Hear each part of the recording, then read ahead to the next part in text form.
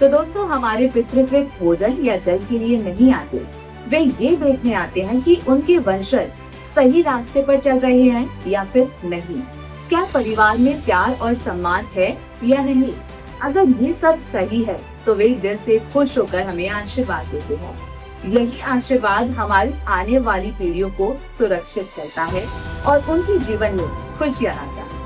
तो पितृपक्ष सिर्फ दीपक मत जलाइए, श्रद्धा से जल और अन्न अर्पित कीजिए और सबसे बढ़कर अपने जीवन में सत्य, धर्म और परिवार की एकता को अपनाइए। नमस्कार और स्वागत है आप सभी का Sanjeev Malik life coach YouTube channel पर। आज हम एक ऐसे विषय पर बात करने जा रहे हैं जो हम सभी के जीवन से गहराई से जुड़ा हुआ है, पितृपक्ष की अद्भुत कथा और रहस्य। ये सिर्फ एक धार्मिक परंपरा नहीं बल्कि हमारे पूर्वजों और हमारे बीच का एक गहरा रिश्ता है। आप सोचकर देखिए, रात का अंधकार सिर्फ कालापन नहीं होता, उसमें एक अलग ही हलचल छुपी होती है। पितृपक्ष के दौरान ये हलचल और भी बढ़ जाती है। हमारे शास्त्र कहते हैं कि हर रात 3 खास समय ऐसे होते हैं जब हमारे पितर यानी कि हमारे पूर्वज अपने वंशजों के घर आते हैं। वे हमारे द्वार, आंगन और रसोई तक आते हैं, ये देखने के लिए कि क्या उनकी संतान उन्हें याद कर रही है, क्या उनके नाम का दीपक जलाया जा रहा है, क्या उनके लिए अन्न और जल अर्पित किया गया है।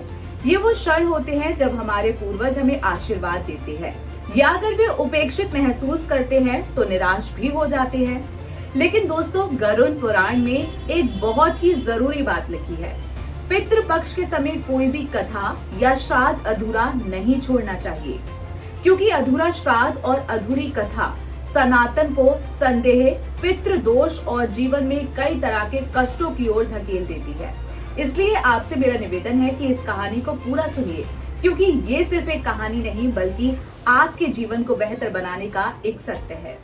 आज से हजारों साल पहले बसंतपुर नाम के एक सुंदर नगर में एक धर्मपरायण राजा राज करते थे, जिनका नाम था चंद्रसेन।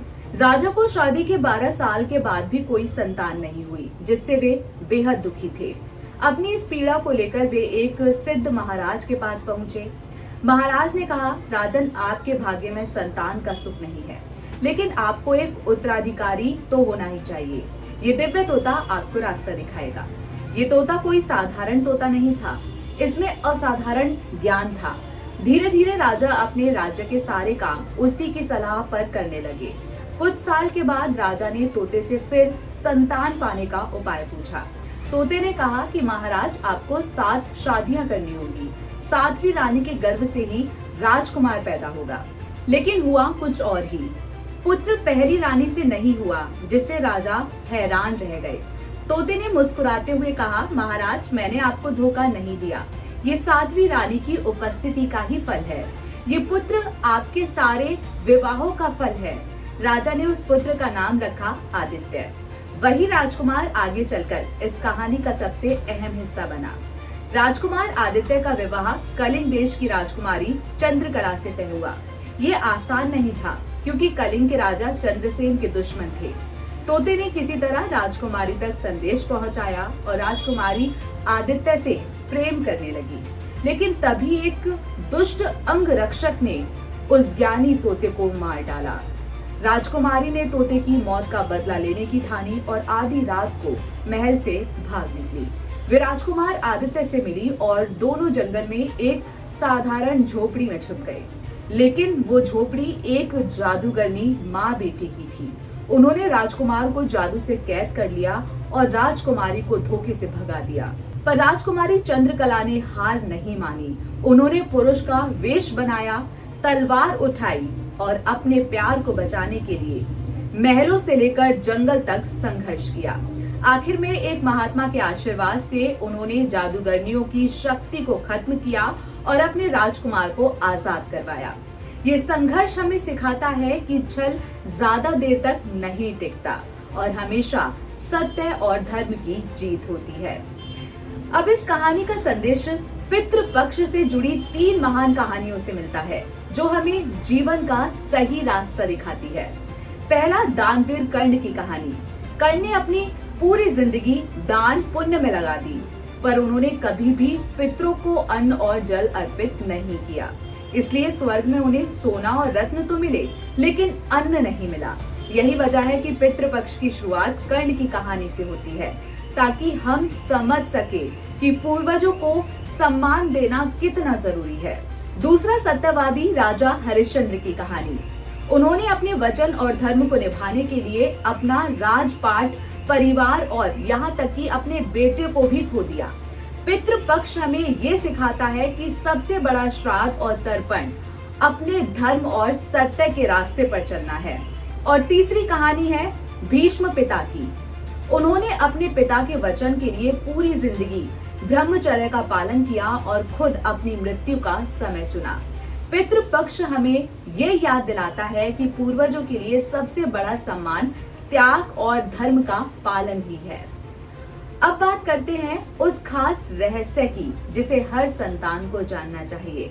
पितृपक्ष में हर रात 3 समय पितर हमारे पास आते हैं। पहला, संध्या का समय, जब हम अपने घर में दीपक जलाते हैं। इस समय वे हमारे आंगन और तुलसी के पौधे के पास खड़े होकर हमें देखते हैं कि हम उन्हें याद कर रहे हैं या नहीं।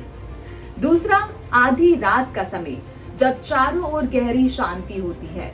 इस समय वे रसोई और पूजा घर में आते हैं। वे हमारे भोजन की शुद्धता देखते हैं और हमें दिल से आशीर्वाद देते हैं। और तीसरा समय है सुबह का, जब सूरज निकलने से पहले हम उठकर अपने पितरों को जल अर्पित करते हैं। ये सबसे शुभ और पवित्र क्षण माना गया है। अगर हम इन तीनों समय श्राद्ध से अपने पितरों को याद करें तो वे हमें दिल से आशीर्वाद देकर लौटते हैं और हमारे घर में सुख समृद्धि भर देते हैं। तो दोस्तों, हमारे पितृ सिर्फ भोजन या जल के लिए नहीं आते, वे ये देखने आते हैं कि उनके वंशज सही रास्ते पर चल रहे हैं या फिर नहीं। क्या परिवार में प्यार और सम्मान है या नहीं। अगर ये सब सही है तो वे दिल से खुश होकर हमें आशीर्वाद देते हैं। यही आशीर्वाद हमारी आने वाली पीढ़ियों को सुरक्षित करता है और उनके जीवन में खुशियां लाता है। तो इस पितृपक्ष सिर्फ दीपक मत जलाइए, श्रद्धा से जल और अन्न अर्पित कीजिए और सबसे बढ़कर अपने जीवन में सत्य, धर्म और परिवार की एकता को अपनाइए। यही है हमारे पितरों को खुश करने का सबसे बड़ा और सच्चा उपाय। अगर आपको ये वीडियो पसंद आया हो तो इसे लाइक और शेयर जरूर करें और ऐसे ही ज्ञानवर्धक वीडियोस के लिए संजीव मलिक लाइव को चैनल को सब्सक्राइब करना ना भूलें। मिलते हैं अगले वीडियो में।